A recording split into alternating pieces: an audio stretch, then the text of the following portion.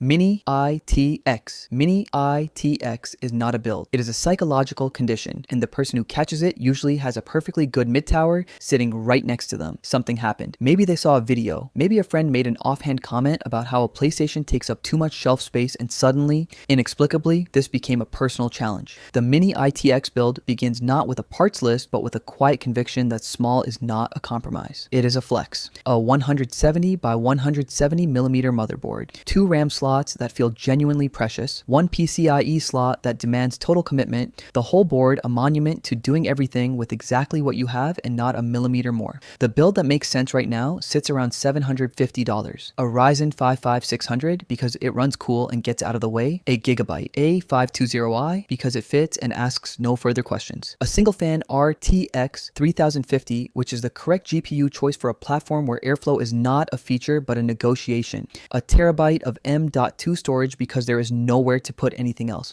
a 3D printed case, or a very small ITX enclosure, the kind of thing you could carry in a backpack without anyone knowing you were transporting a gaming PC. The build is the size of a toaster and runs like it has something to prove. The person who builds this is not the person who needs it to be small. They are the person who decided it would be interesting if it were. They work at a desk that is also a dining table, that is also a recording studio, and the Mini ITX system fits between the monitor arm and the coffee mug and takes up no emotional space whatsoever. They have strong opinions about thermal paste application patterns, not which brand specifically. The method. There is a forum post somewhere under their username that has been cited in arguments they were not involved in. What it can do is real. Minecraft above 100 frames per second with mods loaded. CS2 at 120 to 180 depending on the scene. Fortnite above 100. Every story mode game running smoothly at 60 until the moment ray tracing enters the conversation and everything becomes an honest conversation about expectations. The ceiling is known. The builder knows where it is. They have read about it extensively. The upgrade path exists and they have already mapped it. 32 gigabytes of RAM instead of 16 because 16 is fine but 32 feels resolved. A Ryzen 7 5700X if patience runs out before the next platform arrives. And somewhere in the back of the mind, the possibility of an X3D chip paired with a single fan, RTX 5060, which would require a better motherboard and a beefier riser cable and a quiet acceptance that the system has now become something else entirely. That reckoning comes later. For now, the machine is small, the build is done, and the look on anyone's face when they see what it runs is the entire point. Micro ATX. Micro ATX is what happens when someone builds a mini ITX system, finishes it, lives with it for 4 months, and then says out loud in an empty room, that was interesting, but the but is not defeat, the but is wisdom. This is where sanity returns, not with fanfare, but with the quiet satisfaction of someone who has done the math and is now done being interesting about it. The board is larger, not dramatically, the case is compact by any reasonable standard, roughly the footprint of an updated console from a manufacturer they no longer feel the need to mention. But the air moves now. Components are not stacked like unresolved decisions. There is a second PCIe slot which exists without triggering a philosophical debate. A proper tower cooler fits without geometrical compromise. A 240mm AIO is possible without requiring any form of divine intervention.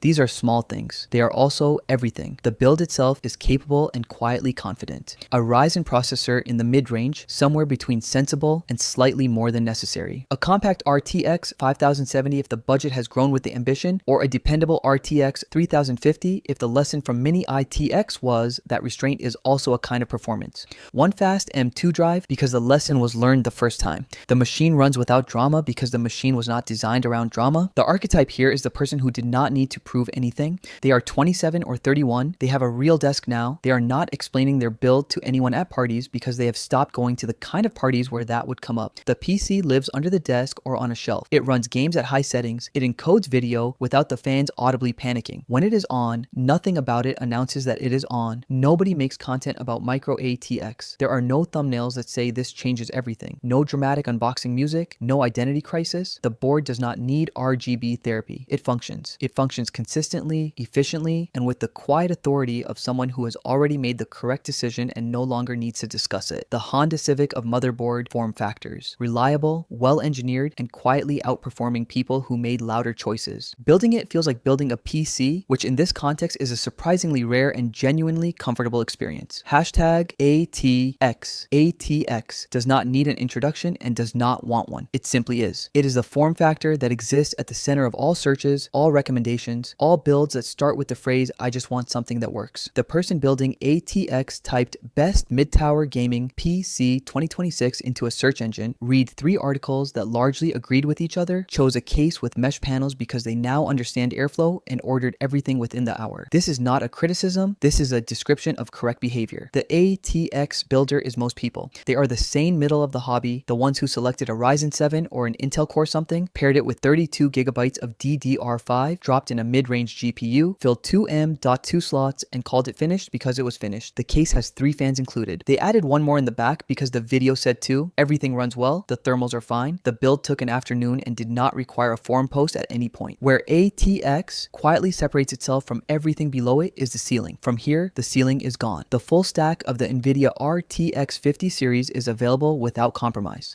An RTX 5060 fits with room to spare. An RTX 5080 fits without renegotiating the case selection. An RTX 5090 fits, with one caveat. A TX can support the 5090 in the same way a door frame can support a large piece of furniture, which is to say that technically yes, but practically you should check the numbers before committing. Some cases welcome a card of that size like a planned guest, others will make you angle it in like you are moving a sofa through a staircase. The GPU is no longer a card at that tier, it is a territorial expansion, it occupies slots, it influences airflow, it has opinions about what sits next to it. Cooling in ATX is the part that stops feeling like a workaround and starts feeling like a choice. Large air coolers fit without negotiation. A 360mm AIO fits in most cases without removing anything that should remain. Multiple large fans work together as a system because there is enough space for them to work together as a system. You are no longer collaborating with physics under duress. You're simply working with it. 4 RAM slots. Multiple PCIe lanes that feel usable rather than symbolic. Storage options that do not require a parts list audit every time you want to add a drive. The product listings at this tier start reading like real estate copy, spacious premium airflow, generous internal volume, multiple VRM phases. You are not buying a PC case, you are apparently upgrading your lifestyle. The machine handles everything from a modest first build to a full RTX 5090 configuration without complaint, assuming you did not trust a seller who described the case as roomy without providing any dimensions. Hashtag EATX is where the sensible plateau of ATX ends and something else begins. Not recklessness. Not extravagance exactly. More like informed excess. The kind that arrives with a full spreadsheet and a detailed rationale that is technically correct and also probably not necessary. The EATX builder has looked at ATX, understood it completely, found nothing wrong with it, and thought, yes, but what if more? More lanes, more headers, more PCIe slots that feel like real slots rather than aspirational ones. More expansion capacity than any single workflow could ever require. It is the dining table for 12 purchased by someone who currently owns 2 chairs and a mild social calendar. And they know this, and they bought it anyway, because the price per seat at full capacity was genuinely reasonable. The hardware ceiling at this tier follows the same logic. The RTX 50 series is fully supported, all the way up to configurations that would cause an ATX system to pause and reconsider. Multi-GPU setups become a realistic conversation rather than a theoretical one. The board is not asking what you plan to do with the expansion slots. It is ensuring you have them when the plan eventually arrives. High bandwidth storage in multiple M2 slots, the kind of setup where local storage stops feeling like a compromise relative to cloud options. Processors that begin blurring the distinction between consumer and workstation. The chips that casually handle workloads measured in minutes rather than hours, that sit in the socket without the platform suggesting you might be asking too much. The build itself runs cool because it has room to run cool. Cooling setups that would require creative interpretation in ATX fit here without a diagram. Multiple radiators, a real array of fans, intake and exhaust pads with actual separation. All of it sitting inside a case that is larger than an ATX mid-tower on paper, but in the room feels like the difference between carefully optimized living space and simply having enough space. That gap is the entire justification. Where EATX earns its complications is the one thing nobody mentions clearly. Not every ATX case is ready for this form factor, and some will accept an EATX board in the same way a carry-on bag accepts a laptop that is just barely within the size limit. It fits, technically. The result is a careful arrangement of cable pressure and reduced airflow and a growing awareness that one more specification sheet would have been worth the reading time. The platforms that are built for it, genuinely built for it, reward the decision. The ones that merely accommodate it make the point clearly. The EATX builder is calm about all of this. They are the kind of person who plans for upgrades they are not certain they will ever install, who appreciates having headroom they will not fully use, who experiences a quiet and specific satisfaction from knowing the system could absorb significantly more than it currently handles. Powerful, expansive, slightly unnecessary. That is not a critique. That is the entire appeal. One Susatsu no XL XL-ATXXL-ATX is the point at which the word mid-tower stops applying and a different vocabulary becomes necessary. The case arrives in packaging large enough that the delivery person makes brief eye contact with you and then looks away with a kind of professional neutrality that suggests they have done this before and have decided not to ask questions. You do not unbox it, you uncrate it. There is a difference. The machine, once assembled, does not blend in. It does not occupy a corner. It establishes a presence, and guests no longer ask, "What is that?" They ask, "What does that do?" as if it is running something serious in the background. It might be. That is no longer a hypothetical. At this tier, single GPU thinking begins to feel like an incomplete sentence. XL-ATX does not simply allow multiple large GPUs. It encourages the thought. It is a platform that plants the idea quietly and then provides the physical infrastructure to execute it. Multi-GPU configurations, high bandwidth everything, additional expansion cards, storage that accumulates rather than runs out. The question stops being whether it fits and becomes how much more makes sense before sense stops being the operative word. The CPU situation follows the same philosophy. High core count processors, chips that handle parallel workloads without the system breaking a thermal sweat, processors that treat multi-threaded tasks as an expected condition rather than a stress test. This is not about gaming performance in the conventional sense anymore. This is throughput. This is asking what the upper limit of local compute looks like when the platform is not the constraint. Cooling at this scale stops being a feature and becomes an engineering discipline. Multiple large radiators, extensive fan configurations, intake and exhaust paths that have been modeled rather than guessed. The person building this has, with complete seriousness and no self-consciousness whatsoever, opened a spreadsheet to calculate thermal zones. The system rewards this. It absorbs the calculation and runs accordingly. The builder has crossed a line they were aware of crossing. The PC is no longer an accessory to the work. It is the project. It is an ongoing one. They say things like, "I might add another card later," and they mean it, and they have already identified which card and what the power delivery implications would be. This is where PC building becomes infrastructure. Not because the workflow demands it yet, but because at this size and this configuration, the word yet is doing a lot of work. Hashtag HPTX. HPTX does not arrive as an upgrade. It arrives as a correction. There is a specific moment that precedes it, the moment where ATX stops being high-end and becomes insufficient. Not slow, not outdated, just quietly unable to keep up with whatever has been decided. The person building an HPTX system is not browsing parts.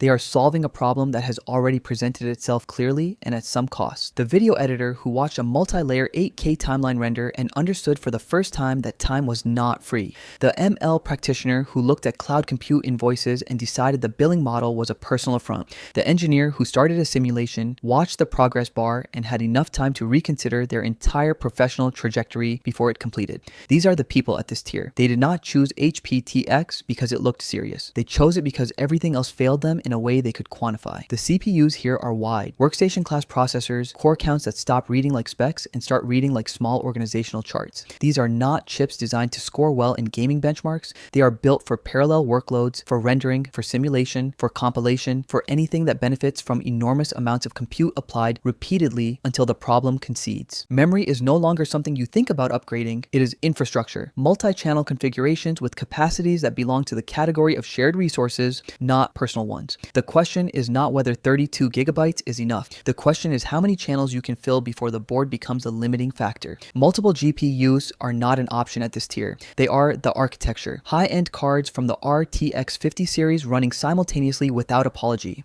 drawing power in a way that suggests the system has expectations of the building it lives in. Cooling is designed, not assembled, designed. Large radiators, multiple thermal zones, intake and exhaust paths developed with the seriousness of a ventilation project rather than a hardware preference. Heat is an adversary at this level. It is managed accordingly. Power delivery becomes its own consideration. High wattage demands, serious delivery infrastructure, sometimes multiple power supplies, not as an aesthetic gesture, but because the system will not operate otherwise. The machine starts having opinions about household wiring. This is not a metaphor. This is a load calculation. None of it is necessary for most people, almost aggressively unnecessary. But the person here hit the limits of ATX, looked at them clearly, and decided those limits were not acceptable given the problem in front of them. At this level, you are not building a PC. You are building infrastructure for a workload that does not fit anywhere else. The machine knows this. It hums with the specific frequency of something that has accepted its purpose entirely. Open frame multi-GPU AI tower. This is not a desktop. The word desktop technically applies and is also entirely wrong.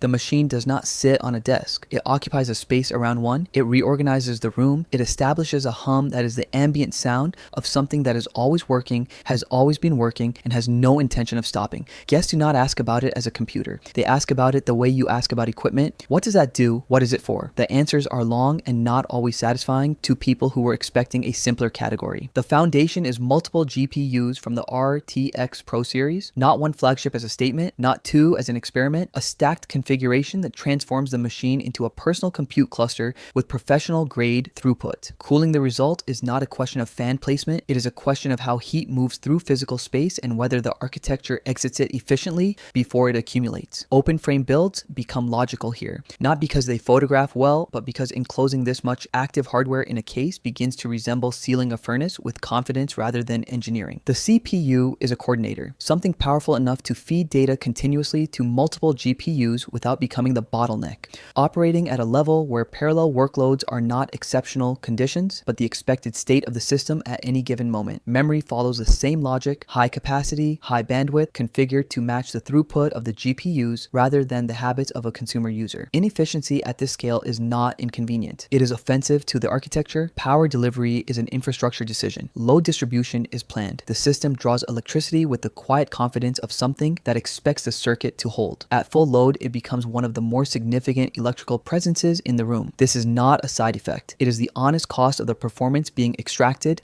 negotiated in watts per decision. The person building this is not an enthusiast in the conventional sense. They are the ML engineer training models locally because cloud latency has become an unacceptable variable. The researcher running simulations that refuse to fit within the compute limits available anywhere else. The specialist who has reached the point where cost per inference or time to convergence is the number that matters, not frames per second, not Cinebench scores, not anything measured in the language of consumer hardware. They talk about throughput. They talk about iteration time. They talk about whether the job finished before the next working day. The machine reflects that. It does not chase appearance. It does not glow for attention. Cables are routed for function. Airflow paths take priority over symmetry. The structure has the quiet authority of something built to produce results first and be admired later, if at all, by the small number of people who would understand what they were looking at. Simplicity is gone. Convenience is gone. What remains is capability, raw and unapologetic, operating at a scale most people will never touch and will not want to manage. This is not a PC anymore. This is compute. The baseline expectation is performance. Everything else is secondary.